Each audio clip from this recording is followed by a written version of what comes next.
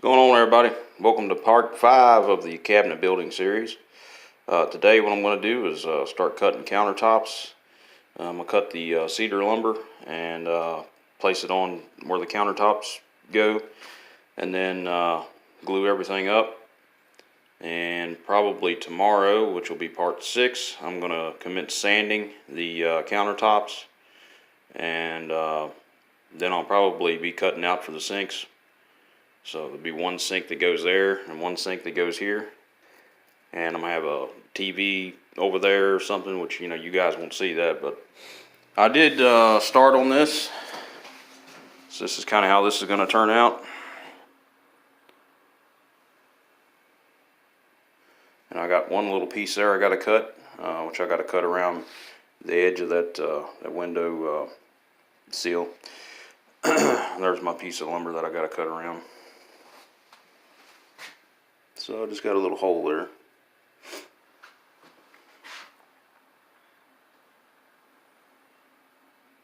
And what I'm going to do, I think, in order to hide the end grain, I'm going to put like a piece of trim here that goes up and over, which I'll be making that as well.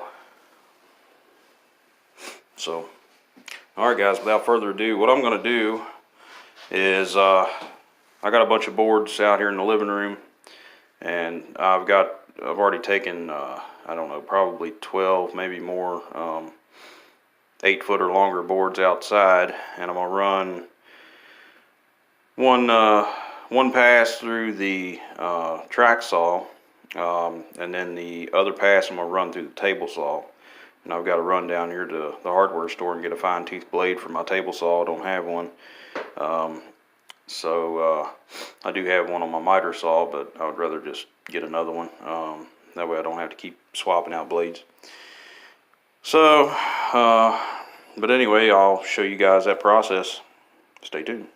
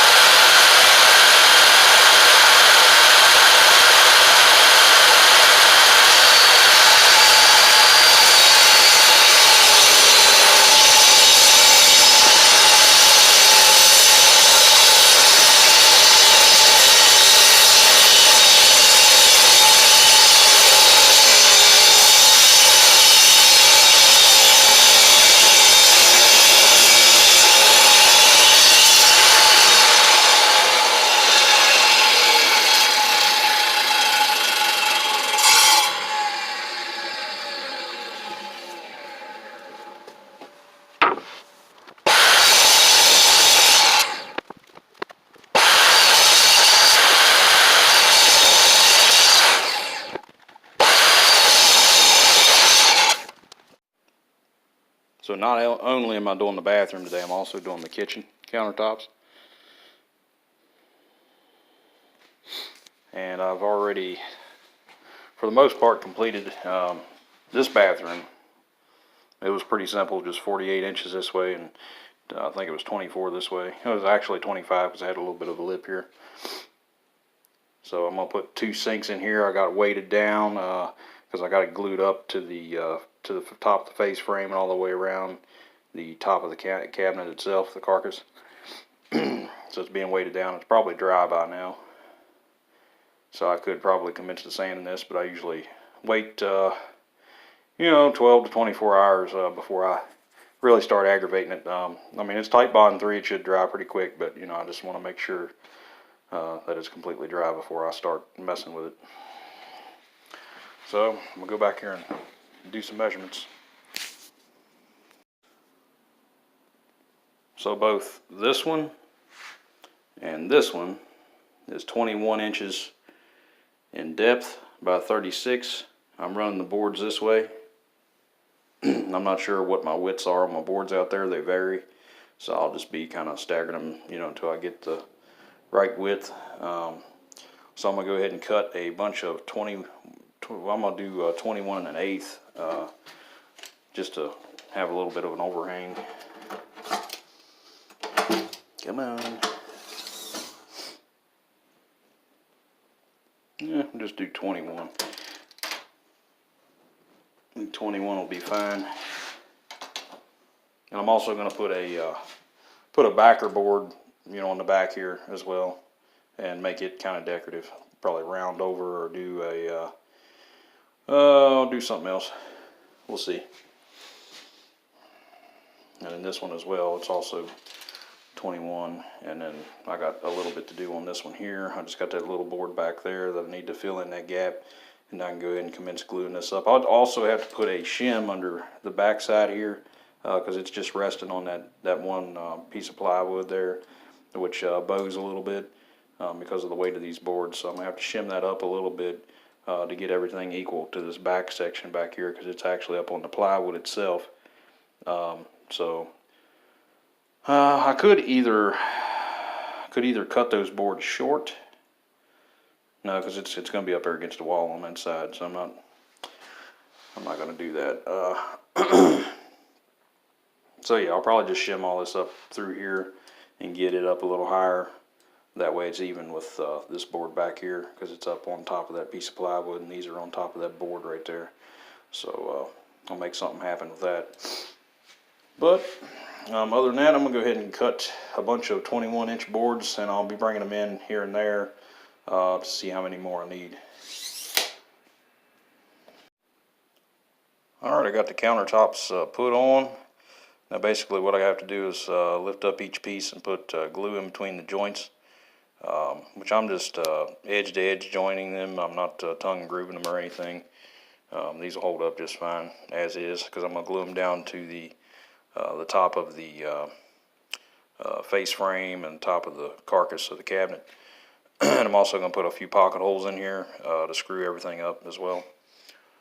And let's see, these are 36 inches. I'm not sure if my bar clamp will reach that far. It may. If it doesn't, I'll have to break this into 2 pieces to glue it up, in which case, whenever I go to glue up the 2 segments, what I'll do is I will glue in between the 2 joints where the 2 go together, and then I'll pocket hole in between them and put pocket screws in there to draw everything up tight to allow it to dry. And then after all that's done, I'm going to go through and I'm going to cut out the hole for the sink, and I'm going to sand all this down real nice, and then I'm going to take and put polyurethane over it this time. The polyurethane I have has superior scratch resistance, it says. So I'm going to put several coats of that polyurethane on here, and hopefully that will make the cedar a little bit more solid. A little bit difficult to see with that blind open, so I'll shut it. Try to close it up a little bit. Okay, there we go. So I still got one little piece back there, which is 4 7/8 inches, and then I have to also cut out a little notch, which I have marked here on this one for that edge of that windowsill. And then, of course, like I mentioned before, I have to shim these up a little bit. Just going to shim this up as the original plan, and go ahead and cut that piece and use my jigsaw to cut that notch out, and then go from there. And then after all that's said and done, I'm going to glue everything up. This one right here I'll definitely have to do in 2 segments, as it's 48 inches long, and I know my bar clamp don't reach that far, because that's how far, or how wide my other cabinet was in that other bathroom. It didn't reach, so hoping it'll reach on these 36-inch ones, because that'll be nice, because then I can save a day there. So that's how she's looking so far. That one turned out real good. I didn't have to cut anything on it. And this one right here has a little bit of an overhang on this side, which I can scoot it over and average out the overhang, or I can cut this on the table saw. But with the widths of the boards being pretty well equal, I think I'm just going to take and slide it over. It's just going to create a little bit more countertop, so it'll work nice. Stay tuned. Alrighty, so I went in through and notched this piece out right here. So I got it notched out, and I got that 4 7/8 inch piece cut, which is back here in the back. It looks just fine. You can barely tell the difference. So, and then you can see right here, it's got a pretty substantial lip right here, which is from where this is resting on that board that goes under here, and this is actually resting on the back of the cabinet carcass.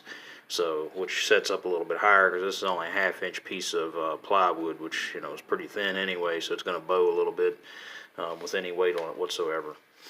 So actually what I'm going to do is take these up, and then I'm going to take and glue them all, and then clamp them all together elsewhere on a flat surface, and then they'll be all solidly one piece when I go to mount this back in here, and I can, you know, use the shims and everything to compensate for that a little bit better.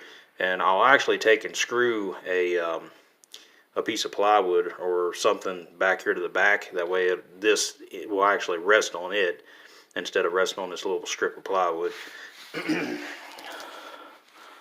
So that'll make things a lot more stable, because with this right now, I mean, you can tell it's got a lot of wiggle, and we don't like that, so we're not going to do that. So I'm going to go ahead and just take and put a piece of plywood or a board or something back there and let it rest on that, because all this is going to be is doors here. There's going to be no drawers or anything going back there and affecting it. So this is the overview now.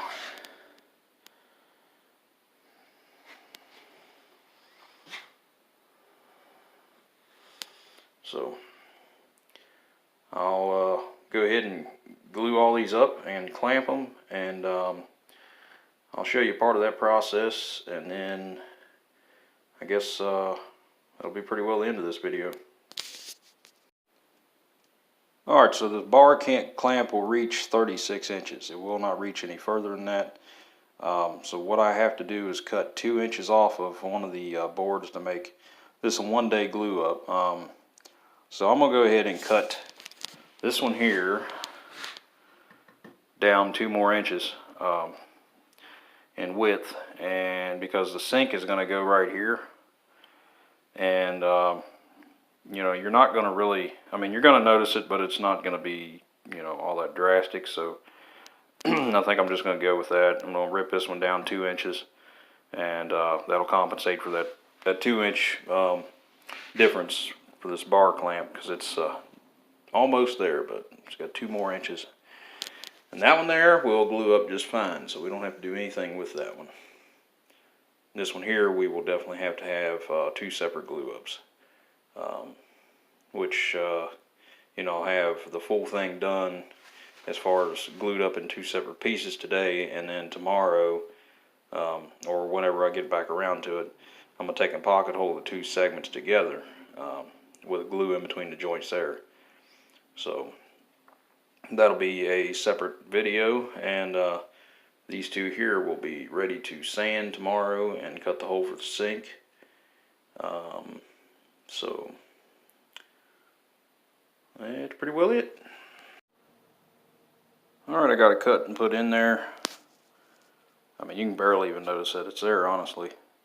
Once I sand all that down, I think, and put that polyurethane on there, I don't think you'll even notice it. I think I could probably grab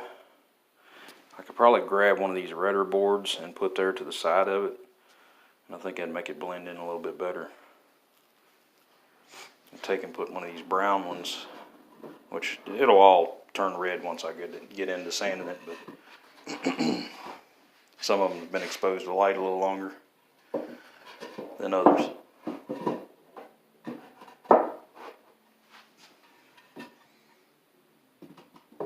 Oh yeah, that'll turn out good because they're blending together there. Yep. Good deal.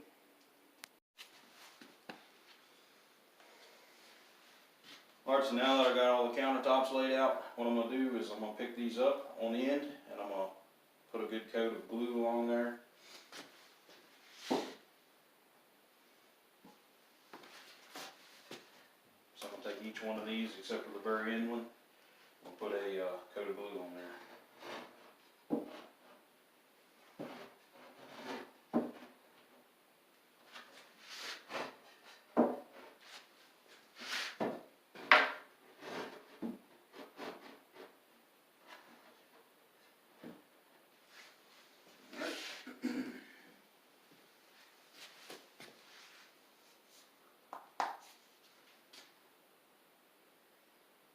Using Type Bond 3.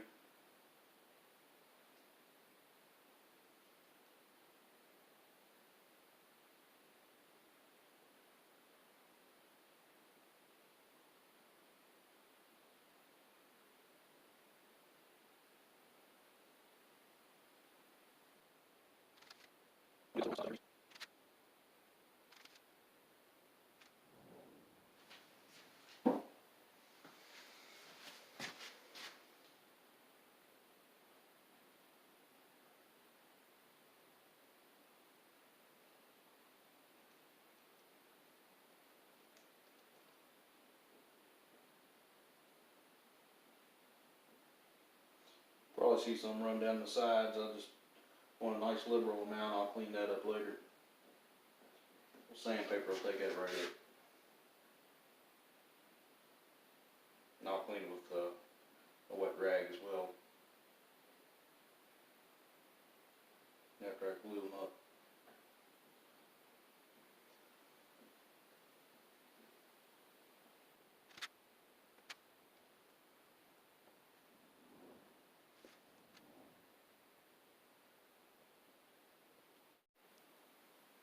Alright, so I got them all glued up. I'm going to go ahead and piece them together. This end one isn't glued up because this one's going to be here. And of course the end doesn't need glue over here, so I'm going to go ahead and put these all together and clamp them up. Alright, I got the countertops all glued up and clamped up.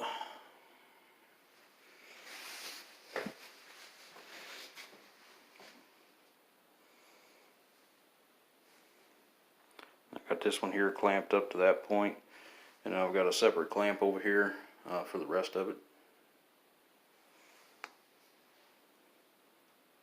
I had to separate these two countertops for the time being so I could get a clamp in there. So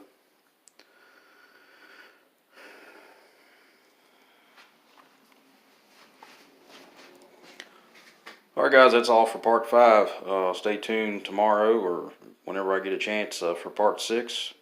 And I'm going to commence sanding these and pocket hole and gluing this one and that one together. Then I may sand it the same day, depending. We'll take it as it comes. And then I got this one here, which I'm also going to sand.